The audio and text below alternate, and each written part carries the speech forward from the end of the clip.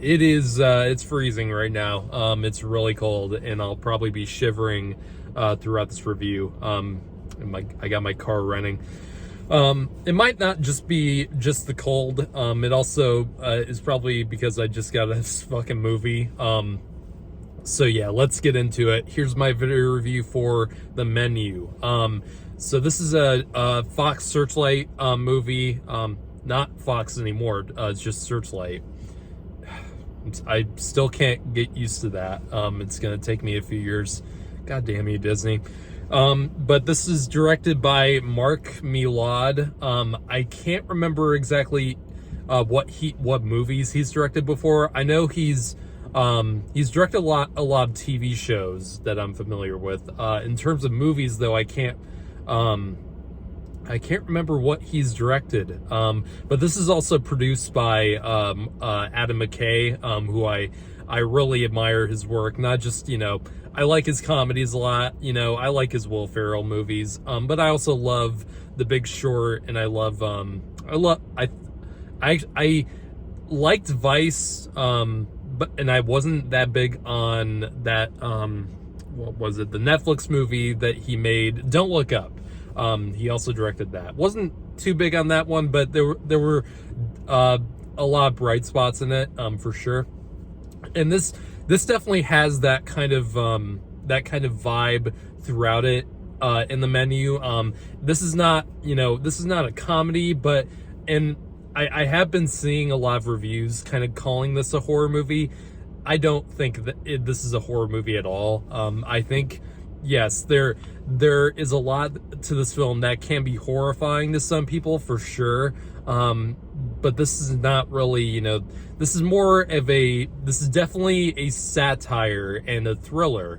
And this has a lot of dark comedy, which I really love. I'm a huge dark comedy guy. Whenever it's done well, I just go geeky all over it.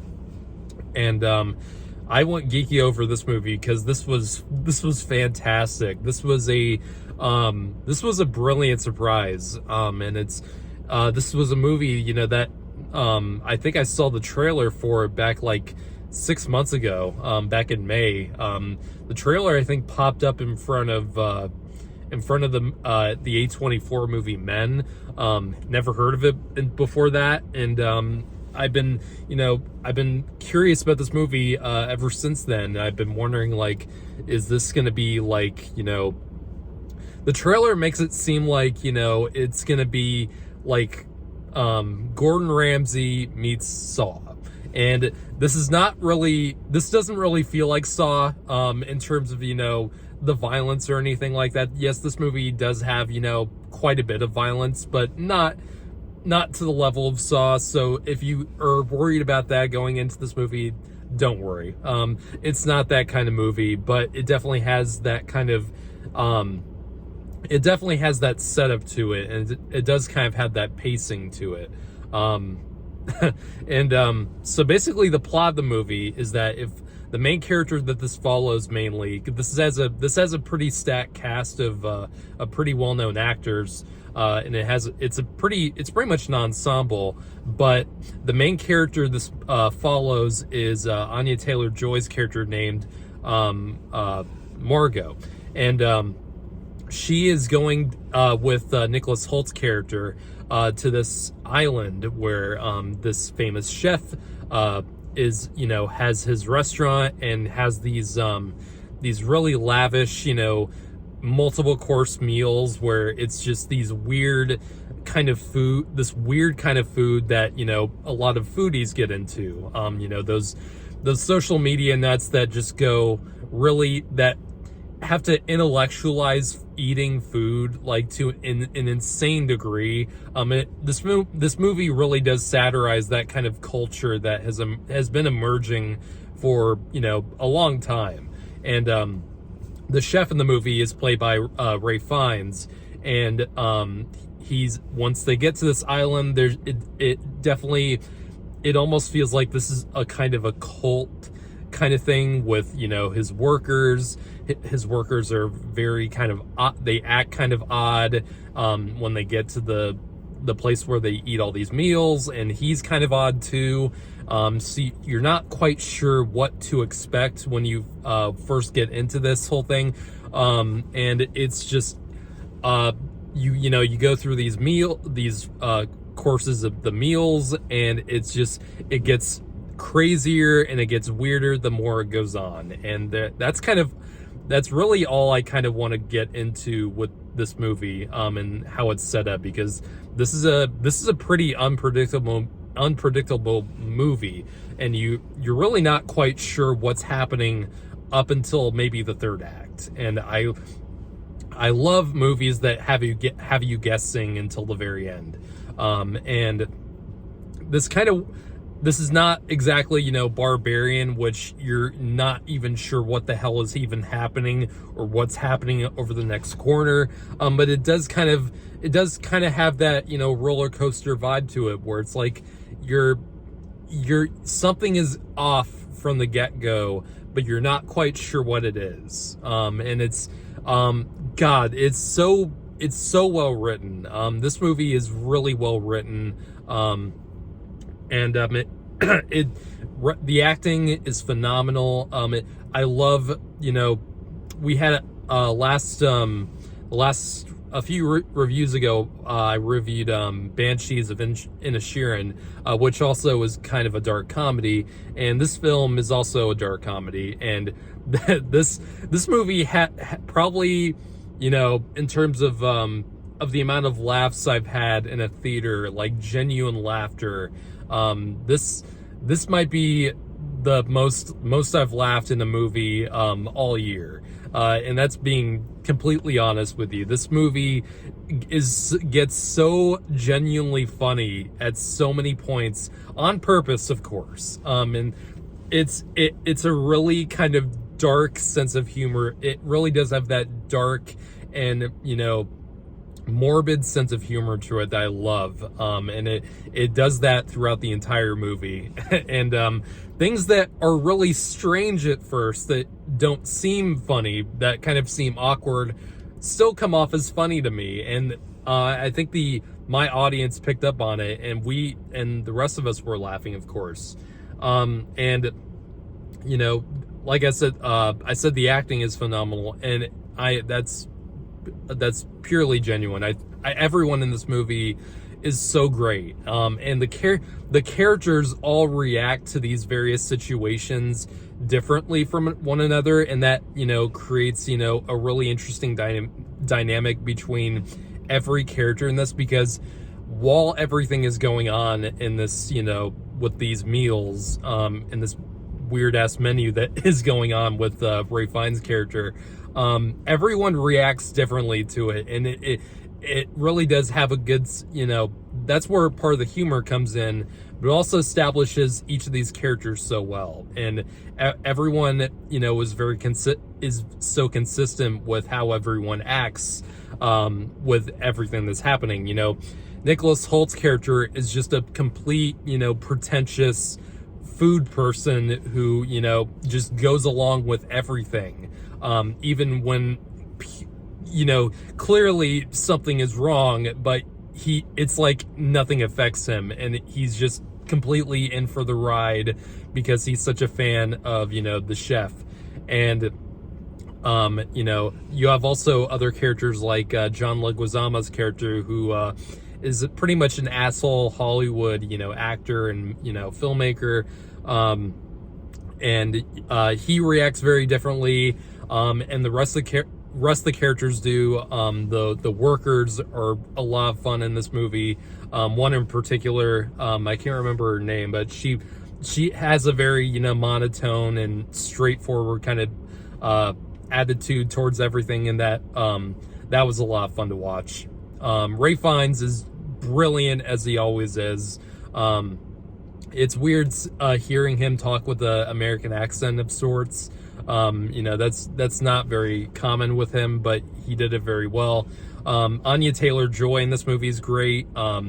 She's the one you follow, and she's the most normal one of this cast of characters, and you pretty much she's the grounded one that keeps the audience along with them. So, and this film, what's brilliant about this film is that not only are the characters, really, really interesting, and the chef's character is extremely fascinating. Like, you get to learn more about him as the rest of the film goes on, and you find out eventually, how he started out, what his life was kind of before, all this happened, and it's really fascinating, and this film not only works on the level, of the surface level of this is about food.